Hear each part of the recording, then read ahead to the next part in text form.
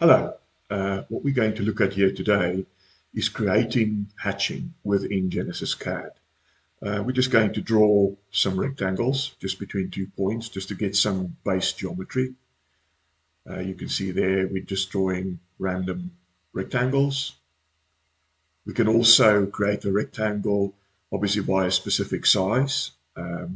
Just doing that for an example there, but we're just going to make sure that these entities cross the underlying rectangle. We're now going to delete segments. So by indicating a segment, you can see the system gets rid of a component of those lines over there. What we're now going to do is to set parameters for hatching. You can see the screen here. There's various settings, the color, the separation, the pattern, etc. You could drop this down.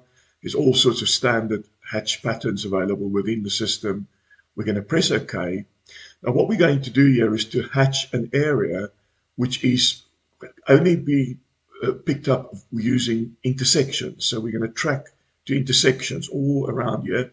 We're going to pick the system, track to intersections. We're going to indicate a line, and you'll see the green area is the area that we're going to hatch. Okay, we press do it, and we indicate the origin of the hatch, and there we go. It is created brick and plan hatching. We can look at it in a bit more detail. Back zoom again. Okay, and now we're going to create another type of hatching. We're going to do concrete hatching, and we're going to change the color to green. We're going to change the type of hatching to concrete. Right, there we go, concrete. And we're going to change the size. It's too small, so we're going to increase the spacing between the items there. Press OK. You'll see that we're still within the hatch command. I don't have to pick the hatch command again. I just point to the outlines. This is going to be one single hatch consisting of 4 areas. Press do it, indicate the origin, and there we go. The hatching has been created. Now we realize here that the hatching is the wrong color, and it's also a bit too small.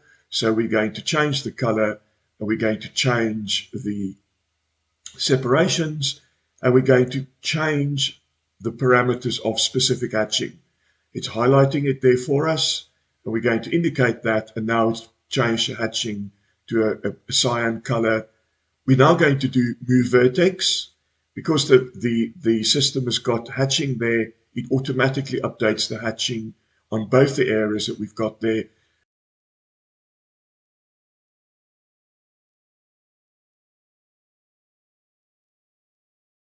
Hatching in Genesis CAD.